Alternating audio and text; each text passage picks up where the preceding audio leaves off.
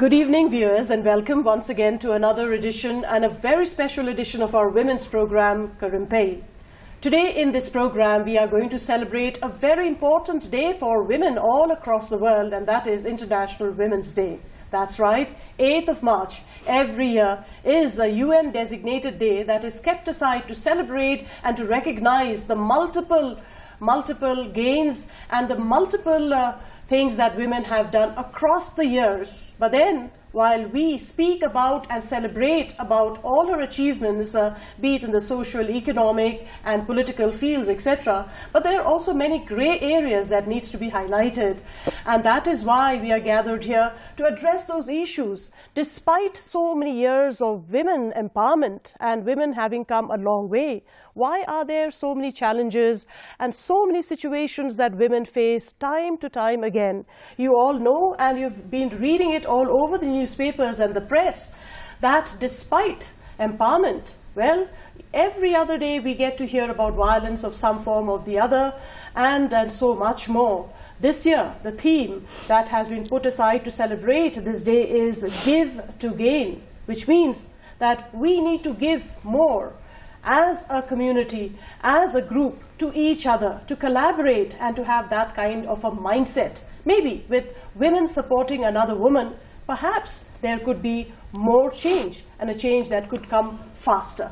Well, we will be talking about the theme and so much more with regards to this day and what are the issues that still ails when it comes to women across in the state of Meghalaya. I'm being joined by a very esteemed panel here in this program. Let me go ahead and introduce them to you.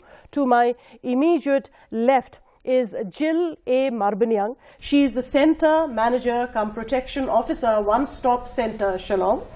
We are also being joined by Yaimanda A. Ringsai. She is the State Coordinator of the Northeast Network, Meghalaya. And to my extreme left, I'm also being joined by Soma Gupta, a teacher by profession from Jail Road Boys Higher Secondary School, and somebody who's also done studies on women's studies.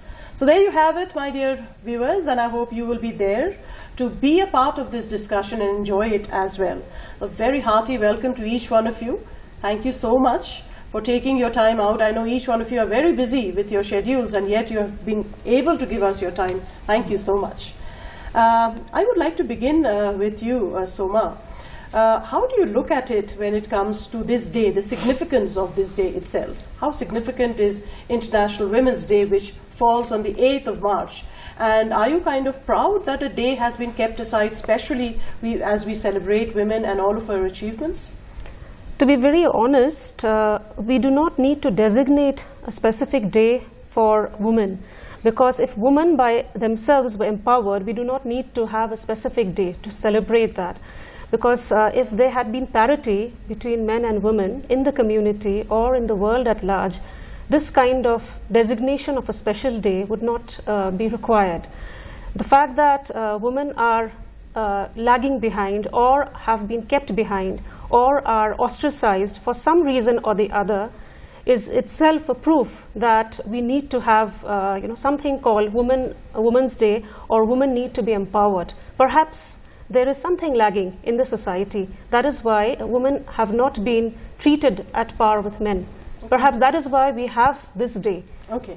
And what would be your take, Yaimanda? How significant is this day, especially coming from a matrilineal state? We have plenty to celebrate about women also, right? Yes. I mean, look in the arena of sports. Who would have thought that the Indian cricket team would lift the World Cup? Yet they did, right? So that way we have a lot more things to celebrate about women. Would you agree? I would say that because International Women's Day is a global celebration where we recognize women's contribution in all the social, political, economic and cultural spheres. But however, even if we look at how it started, in the year 1907, where women, garment workers, marched in the streets of New York City, around 15,000 women advocating or asking for better wages and also the right to vote. And to see that even though women now are having more exposure and better opportunities, but we're still part of that movement till date. So yes, it is a significant day, but women are still struggling and still trying to reclaim their spaces. Absolutely. The fact that both of you have used the term called, they're still seeking, you know, somebody has to give, it seems, that permission. I come to you, Jill. You know, the theme this year is give to gain. How do you look at this? Because, you know, is it time that women collaborate with each other more? We give in more to each other so that there can be more parity and equality when it comes to, you know, all of her, you know, empowerment especially? So coming from a department which we basically handles such cases where women encounter violence, you know, in their life. So I feel like such a day, like 8th of March, which has been like celebrated nationwide, it's required to be remembered time and again. Yeah. So like I've said, I've come from a department where women needs to know that there's a support system that exists and their voices need to be heard. And most of the time, if they feel alone, you know, they should be comfortable enough to come forward, and the support system is there to assist them. But then let's come, of course, we can speak a lot of laurels that women have achieved, but I will come straight to so many other lacunas, the problems, even in the state of Meghalaya, that we are suffering from. You know, Soma, how would you look into the fact that women still have to ask, to seek, you know, be it a simple housewife who's at home, or a working woman who has to come back home and still she's the one who will race to the kitchen more. So what parity are we talking about here? Despite so many decades of empowering both the gender, I mean both the sexes, therefore. And so do you think, where lies the problem? Is there a problem of the power dynamics that still exist in society? Absolutely. The role of power dynamics plays a major, you know, plays a major part, because you know, when we look into if you look into the origin of the position of women and men that has been existing in society from time immemorial, it is not a natural phenomenon. It's just that men are structurally different from women, and women have been conditioned over the years that they have to take care of the household. Perhaps it had started in that from that scenario, or that way, where they had to stay at home within the four walls of the house, and they had to manage the household, and men were the earning members of the society.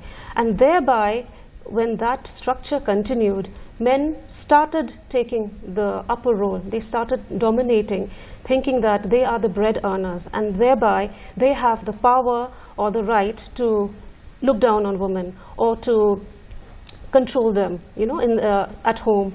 And thereby this thing has also gone outside the household. Right. And you know, this is there in society. It's just conditioning over the years, you know. This has led to this kind of situation in the present. Absolutely. You know, Yaimanda, the Northeast Network is playing a very, very important role when it comes to empowering women, both in the urban and the rural areas. I'm sure you're going to them, to their doorsteps, literally. Yet, despite this, how do you look at the fact that we are still, time and again, we speak, we discuss, and we go back to square one? Where lies the problem? Yes. So when we look at our state being a matrilineal society, and we look at our women, you know, yes, women inherit land and property, and lineages transfer from them to their children. But however, we still have to ask, in a society like us, are women free from discrimination to date?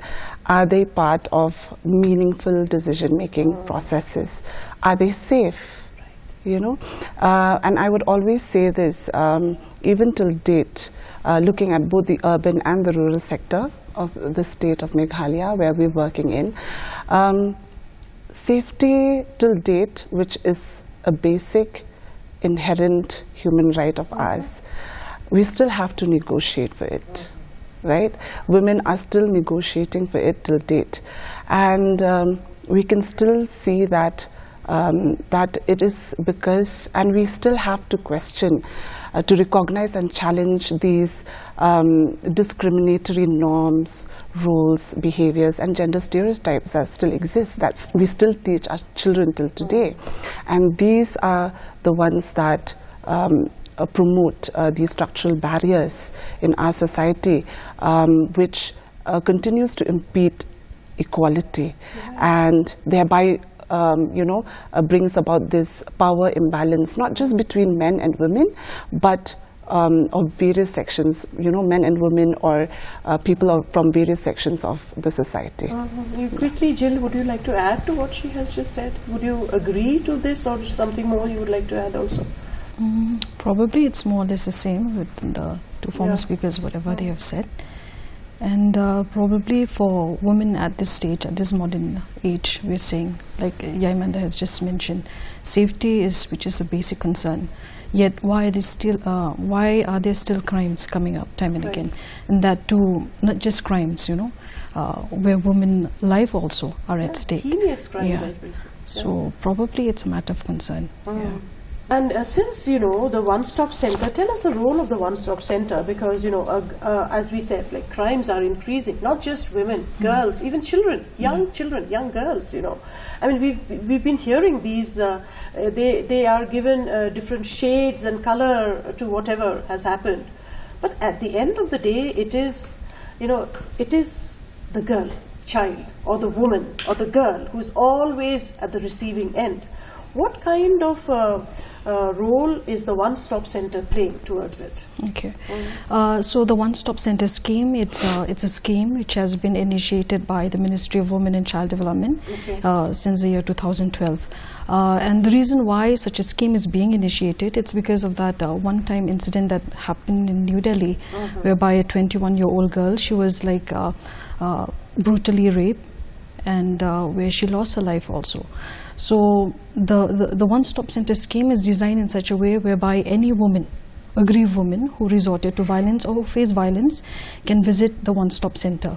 So whereby she will be provided with counseling, and apart from that she will be provided with free legal aid services if she required, and apart from that she will be provided with a 20 day stay, temporary shelter stay at the center.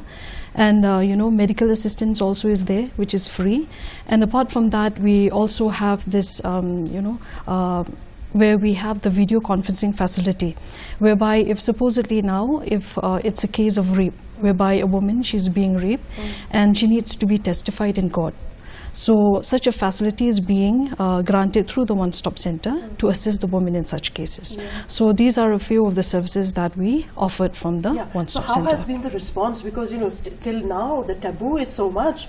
Even if a woman faces some kind of violence or some harassment at home or outside, we fear because of the larger impact that it can have, the stigma that is attached. So what has been the response of women seeking help from you? I mean, have they been forward enough to come to you, and you've been able to aid them and help them out? So since a center has been formulated here in the state since the year 2016, and as a service provider who have been closely working with the aggrieved women and as well as the children, for both boys and girls under the age of 18, looking back at the years of the time that I've been there with the department, I could share that women now are very much aware of such a center and of the support system. They're very much in the forefront to come forward and report, and moreover also the mechanisms or the kind of services that has been initiated from the government side also are in place. Like we have this 181, which is a woman toll-free helpline number. 181. So whereby any aggrieved woman, she can just call them at any time. If she has, whether it's related to marital discords in the family, whether she just needs counseling, whether she needs to be, assisted in any other form of kind of assistance. So she can just call that 181, which is a toll-free number. Okay. I come back to you, Yaimanda, despite the state, as you also said, being a matrilineal state, where we feel that our women and girls here should have been more empowered and in a better position. Yet there are so many cases, of she being abandoned with multiple children, single motherhood, dropouts are all more when it comes to the girls. What are some of the basic concerns you want to raise through this program today that needs to be addressed? So actually, I've always noticed that and observed that the onus has always been put on the women when it comes to these issues. You know, when we talk about gender-based violence against women and girls, we're not just looking at it as a household issue, because even though cases are reported, we see cases being reported, we see the prevalence through statistics and data. However, you know, we also see the unreported, you know, underreporting of cases, because when we look at the data provided by the National Family Health Survey of 2019 to 21, it stated that 60% of women who do face domestic violence do not report them. Right? So we still see this taboo and this stigma surrounding domestic violence and other forms of violence against women. Like I said, the responsibility and the onus to address this issue has been put on the women, but we should also understand that this is a societal issue. It is a state issue as well. So it is the responsibility of us as individuals and the society at large to play a big role, not just to talk about it, you know, but also to take concrete action. To address this particular issue at the individual level, at the community level, and at the stakeholder level as well. For women to be able to come forward, to give a voice and support to them in order for them to gain justice and recognition and access to their rights as well. And Shoma, would you also say, therefore, collaboration is the key, therefore, to gender parity, gender equality? When I say collaboration, I mean not only between women to women, but also between men and women and all other stakeholders, you know, when it comes to joining forces, joining hands together to bring about that concrete change that Yaimanda was also saying, real-time change. Yes, I would like to add to what they have said. The theme of this year, Give to Gain, I think that require, that talks about collaboration. Why are they stigmatized? Why are they frightened to voice out and to come out and report these cases? Why are cases going unreported? That is the question. So the others, we as individuals, whether it's men or women, we have to take a stand. We have to support them to see that, if a woman faces violence within the family or even at workplaces or at different, at different levels, we need to support them. We need to stand in collaboration with them, see to it that they are fearless, they come and report these things, because if these are go unreported, crime rate will go higher, be it in the state or in the nation or in the world at large. It will go on increasing. Yeah, I mean, time and again, whenever we have discussed on women's issues, we have discussed the same, actually, the same things are discussed. Yet, time and again, but the impact, we don't see it much. There are so many NGOs working in the ground, in the rural areas. Jill, what is the kind of response that you get? How approachable are they in the rural areas? Because as Shoma also said, patriarchy is deep-rooted. Even Yaimanda said, we need to seek from the other. And most of the time it is the men, right? We need to seek their permission. How forthcoming are they, and how when you approach them, what is the kind of sense that you get? I mean, are they friendly enough for that change to come about, or they reject, saying that we are fine, who are you to really talk on this? Yeah, just to answer your question, it takes a lot of time. And it's not easy because like all sorts of cases, especially violence related to women, it's a very sensitive issue. And women are not very open, to speak about it. And earlier it's just a family matter. No one from the outside can intervene. But as the years has gone by, and I think with the widespread of the media and the so-called support system which are already there, I think women now are brave enough. But we just need to push them, to come forward and let them be heard. Yeah, and so what kind of more needs to be done? I mean, at what level and how much should be done more? I mean, of course, so much more is being done at every level, but still it has not percolated, it seems. It has not seeped enough. Yaimanda, where have we faltered? Where do you think, where is the sensitization going wrong, especially when it comes to men? Is it in the family level still you feel that, values needs to be, we need to be rooted more into the values? That takes us a long way ahead in life, you feel? I believe that as a society and as the state, we've really gone forward, to sensitize people. But I also believe perspective building is very much needed because, like we've talked about earlier, it is very deep rooted, right? So when we look at our customary laws, but unwritten customary laws, so most of our of how our roles and our norms are being driven by these customary laws, which are unwritten. So we need to be able to recognize the discriminatory nature of these roles, right? Of these norms, sorry, and also to address them and challenge them. Exactly. Of course, right? Exactly. Because they're very deep-rooted, because these then percolate to the families, and then again the cycle of discrimination, the cycle of violence will continue. Yeah, that's a very, very valid point that you have raised, really. But then, do women have that voice? Will they have the courage? Because stigma, and then you are kind of tarnished almost in society. I have known cases where if a woman marries somebody of a different community, she's actually thrown out of that locality, right? Why women still lacks that basic freedom? She should be given the freedom to choose what she thinks is right. Yet there are localities here where they are actually shunted out. So quick word on that, really, of course, so much more is being done, but do women and the society at large, the community at large, have the courage to take up these deep-rooted social norms and customary norms that are there, Jill? So probably, it all resorted to a collective effort. It's not just the government at hand, it's the community, and it's the women survivors, okay? So actually it's a collective effort from all spheres of life that we need to come forward to combat such an issue. Therefore, Shoma, according to you, because women's issues are similar, whether it is in the rest of the country or in the state in particular, we are so connected to each other that many of the practices that were not followed earlier here are being followed even here. And so similar are the situations. Therefore, at what level and to what extent do you think change needs to come about so that we can see that palpable and that real change to come about? Well, I believe as an educator, I believe it should be starting right from the grassroots level, like we need to go far beyond the syllabus, whatever is there in the syllabus.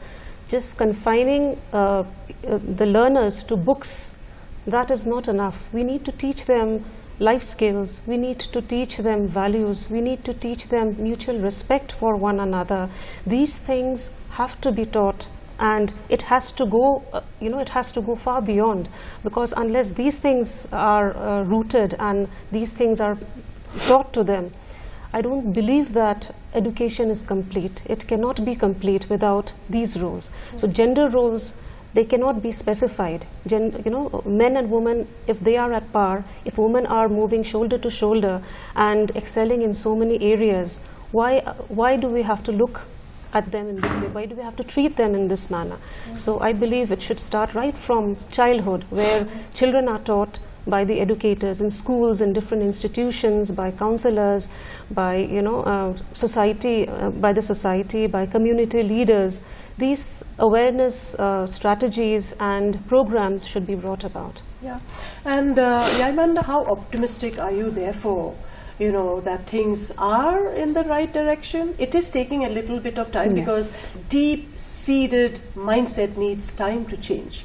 But then the change is coming about slowly. Yes. Parents are encouraging and treating both the boys and the girls equally too. So how optimistic are you? So we are seeing communities where we are working in, where women have started to come forward. Okay. I wouldn't say that many, but at least women have started gradually coming together as a group, working together, getting their perspective built on gender-based violence against women, on various laws that are there, and also and so, you know, what I can deduce is that, Jill, you know, hand-holding with each other, different groups, different members of the community, you people are there in the ground working, you know, at various levels. Government is there, you know, there's so many schemes that are being, I mean, women need to be more aware of their rights, that they are also a very important segment of the society. We need to reckon this fact and move ahead.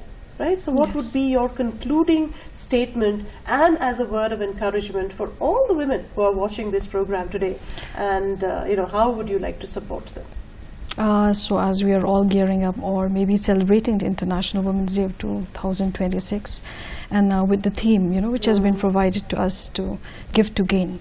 So this is just a personal thought that I would like to put across actually. We should actually embrace the theme, you know, like give to gain.